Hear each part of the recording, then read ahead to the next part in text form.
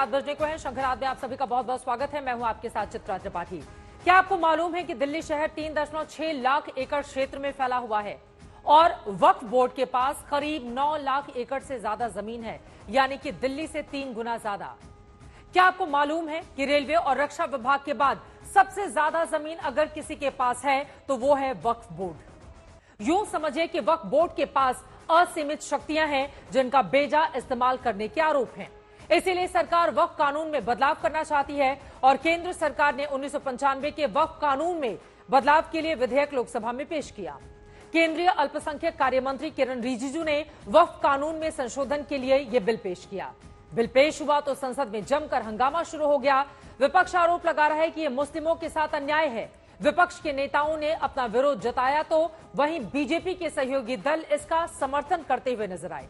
सरकार ने बिल के फायदे गिनाए तो विपक्ष खामियों की लिस्ट लेकर हमला करता रहा। करीब 1 घंटा बोलने के बाद किरण रिजिजू ने इस बिल को जेपीसी में भेजने का प्रस्ताव किया। सुनिए।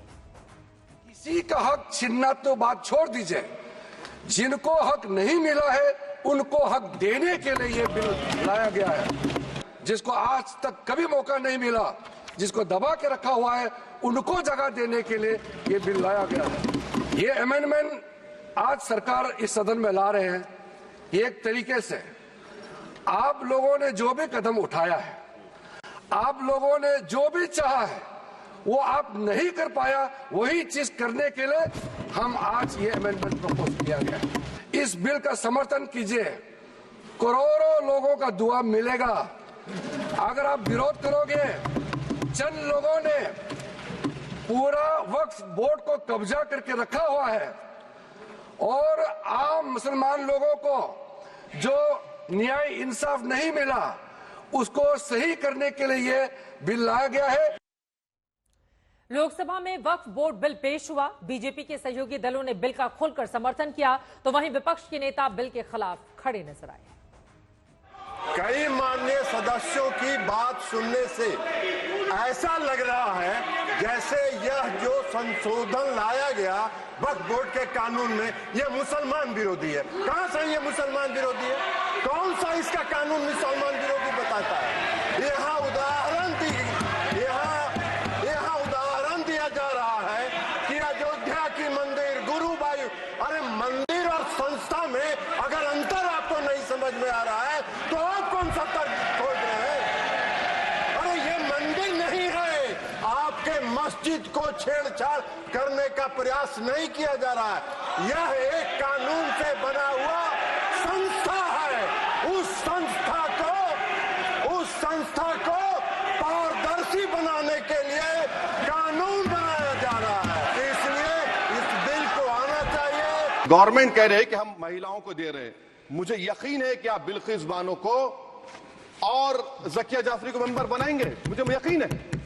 मैं आपसे जानना चाह रहा हूं सर कि ये जो आप बिल ला रहे हैं, आप देश को बांटने का काम कर रहे हैं, जोड़ने का काम नहीं कर रहे हैं। आप दुश्मन हैं मुसलमानों के, उसका सबूत ये बिल है। Thank you sir. यहाँ पर सिर्फ पॉलिटिसाइज करने का काम यहाँ पर कुछ लोग कर रहे हैं।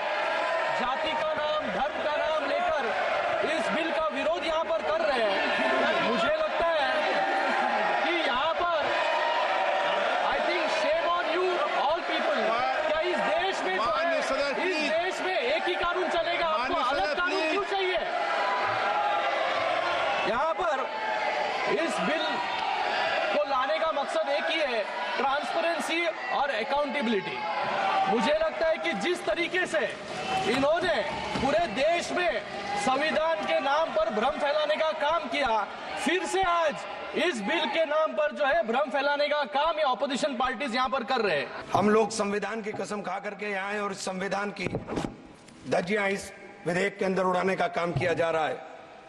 आर्टिकल 15 के अंदर धर्म, नस्ल, जाति, लिंग, जन्म स्थान के आधार पर भेदभाव करने को, मान्यवर मैं आपकी हंसी को समझ रहा हूं लेकिन ये बहुत गंभीर और महत्वपूर्ण विषय है। अभी हमारे माननीय सदस्य कह रहे थे कि मंदिर और मस्जिद के मसलों में फर्क नहीं कर पा रहे।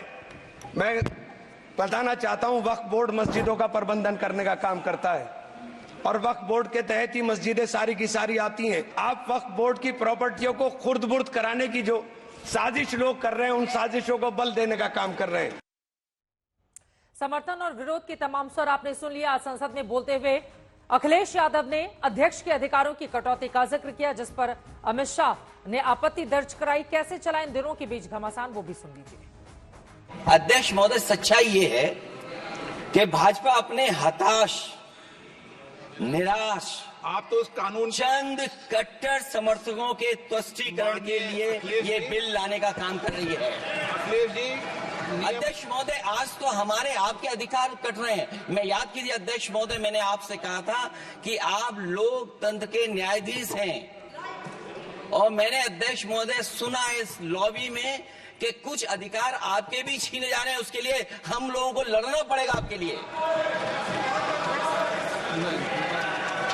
अध्यक्ष जी, अध्यक्ष महोदय, मैं इस बिल का विरोध करता हूं।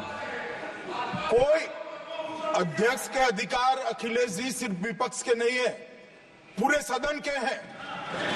इस तरह की गोलमोल बात आप नहीं कर सकते हो। आप नहीं हो अध्यक्ष के अधिकार के संरक्षक। एक मिनट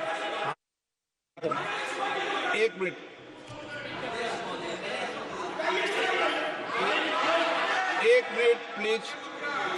ये इसलिए लाया जा रहा अध्यक्ष महोदय, अभी हारे हैं अध्यक्ष महोदय, अभी हारे हैं। Okay, no. और दरअसल ये चाहते हैं नो।